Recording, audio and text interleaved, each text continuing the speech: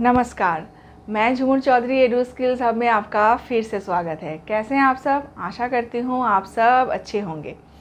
आज का मेरा ये टॉपिक है meaning of idealism, aims of education according to the philosophy of idealism. अभी ये आइडियलिज्म क्या है? आइडियलिज्म एक स्कूल ऑफ थॉट है, ठीक है। 3 स्कूल ऑफ थॉट हैं, आइडियलिज्म, नेचुरलिज्म, प्रैग्मेटिज्म। मेरा आगे का वीडियो नेचुरलिज्म और प्रैग्मेटिज्म के ऊपर आएगा। तो आइडियलिज्म का मतलब क्या है? आइडियलिज्म का मतलब है आइडियल थॉट्स, है ना, मतलब आपके कोई उच्च विचार, है ना। तो इस तरह से आइडियलिज्म को डिस्क्राइब किया जाता है। तो पहले हम जान लेते हैं आइडियलिज्म कौन से वर्ड से डिराइवेशन हुआ है। इसका डिराइवेशन हुआ है आइडियाज़ वर्ड से। आइडियाज़ का मतलब क्या है? विचारधारा। जो भी आपके मन में विचार आते हैं, आप उसको कहीं लिखते हैं, भविष्य में उसमें एक्शन करते हैं, तो वो दुनिया भर में ये प्रसिद्ध हो जाता है। तो इसी तरह से आइडियलिज्म एक थॉट है। एक थॉट कहाँ पे है? थॉट हमारे अंदर चलता है और उसी थॉट को हम बाद में उसमें जब काम करते हैं तो पूरे विश्व भर में वो थॉट पॉपुलर हो जाता है ना, या कंट्रोवर्सी में आ जाता है। तो आइडियलिज्म का मतलब हो गया थॉट्स, है ना। तो हमारे स्कूल ऑफ थॉट्स 3 तरह के स्कूल ऑफ थॉट्स है, जैसे कि मैंने बताया है, आइडियलिज्म, नेचुरलिज्म और प्रैग्मेटिज्म। तो आइडियलिज्म जो वर्ड है ना, वो डिराइवेशन हुआ है आइडियाज़ वर्ड से, और उनके सपोर्टर्स कौन है? प्लेटो, पेस्टालॉजी, फ्रॉवेल एंड अदर्स। मतलब ये तीनों मेन हैं आइडियलिज्म के सपोर्टर्स, है ना। इन्होंने आइडियलिज्म की बात की है। तो मीनिंग ऑफ आइडियलिज्म में आप लिखेंगे क्या? मीनिंग ऑफ आइडियलिज्म में आप लिखेंगे self realisation and highest potentialities of human being. Idealism का कहना है कि एक इंसान जब रियलाइजेशन करता है अपने आप, तो वो क्यों रियलाइजेशन कर पाता है? क्योंकि उसके अंदर एजुकेशन होता है। तो सेल्फ रियलाइज़ करना, सेल्फ पोटेंशियल, मतलब अपने अंदर में जो पोटेंशियलिटी है, जो कैपेसिटी है, उसको जान पाना, तो यही आइडियलिज्म का मेन उद्देश्य हो गया, है ना। और इसका मीनिंग भी है। तो आइडियलिज्म का मतलब क्या है? Self realization of human being और highest potentialities of human being, ठीक है। उसके बाद हम आते हैं aims of education according to the philosophy of idealism. Idealism के अनुसार एम्स ऑफ एजुकेशन या उद्देश्य क्या होना चाहिए, है ना। तो आइडियलिज्म के अनुसार मैंने 4 बड़े ब्रॉड पॉइंट में लिखा है। आप उसको समझ के अपने आप लिखिएगा। आप ब्रॉडली उसको समझ लीजिए। उसके बाद ये 4 पॉइंट्स तो आप एग्ज़ाम में ज़रूर लिखिए। इसमें आपके मार्क्स जो हैं बहुत स्कोरिंग हो जाएगा। पहला है एम्स ऑफ एजुकेशन। इसका उद्देश्य क्या है? एम्स ऑफ एजुकेशन का मतलब तो आपको समझ में आ गया। एम्स ऑफ एजुकेशन का मतलब है उद्देश्य, है ना। एक एजुकेशन का उद्देश्य क्या होता है? तो आइडियलिज्म के अनुसार एम्स ऑफ एजुकेशन क्या होना चाहिए?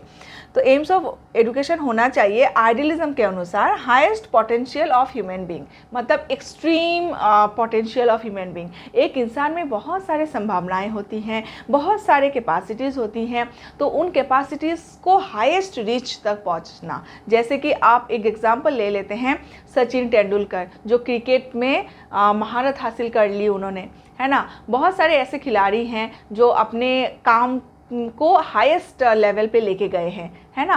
तो इस तरह से कोई बिजनेसमैन है जो अपने काम को हाईएस्ट लेवल पे लेके गए हैं। तो इसी तरह से एक हाईएस्ट पोटेंशियल अपने अंदर जो है उसको एक उच्च, मतलब एक लेवल पे लेके जाना, यही मकसद हो जाता है कि इसका आइडियलिज्म फिलॉसफी का एम्स ऑफ एजुकेशन हो जाता है।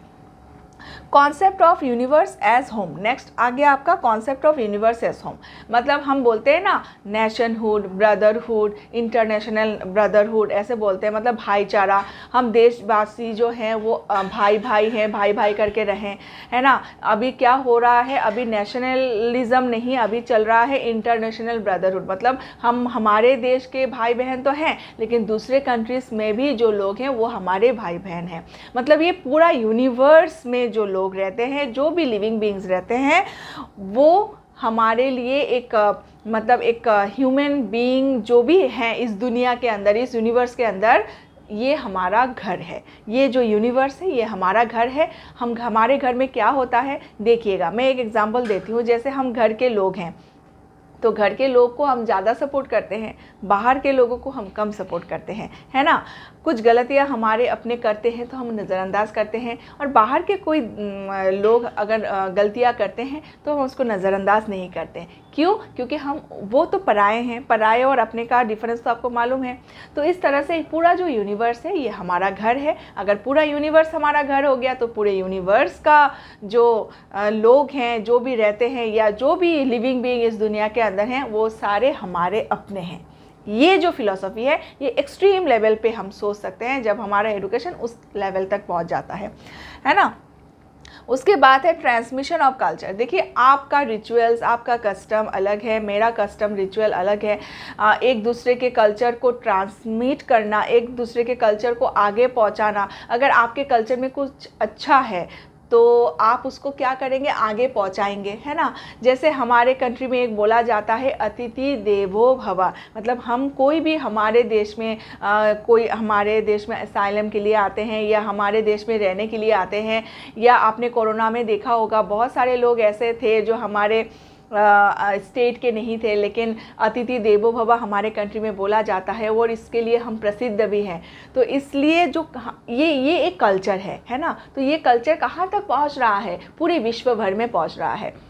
तो इसी तरह हमारे कोई खान पान है जो विश्व भर में वो प्रसिद्ध हो रहा है ना। जैसे रसगुल्ला, बंगाली कोलकाता में रसगुल्ला बहुत फेमस है। जैसे हम आजकल बच्चे लोग बहुत फुचका या पानी पूरी खाते हैं, तो ये बहुत प्रसिद्ध है ना। तो इसको क्या कर रहे हैं, बाहर में भी आपको ये पानी पूरी खाने को मिलेगा। आप अमेरिका चले जाए, कहीं और कंट्री में चले जाए, ये आपको रेयर मिलेगा लेकिन मिल जाएगा ज़रूर।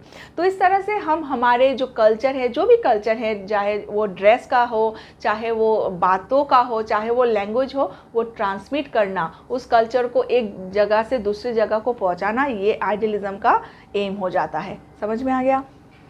उसके बाद है कल्टीवेशन ऑफ मॉरल वैल्यूज़।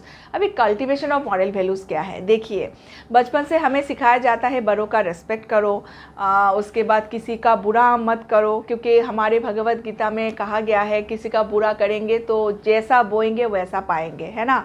तो इस तरह से हमारे बहुत हमारे ग्रंथों में इस तरह से लिखा गया है ताकि हम मॉरल वैल्यूज़ को अपना सकें। कुछ डर भी पैदा किया गया है, बहुत सारे ग्रंथों में कुछ डर भी पैदा किया गया है। हम अच्छा करेंगे तो स्वर्ग में जाएंगे, हम बुरा करेंगे तो नर्क में जाएंगे। तो ये अलग अलग फिलॉसफी है, अलग अलग चीज़ें हैं।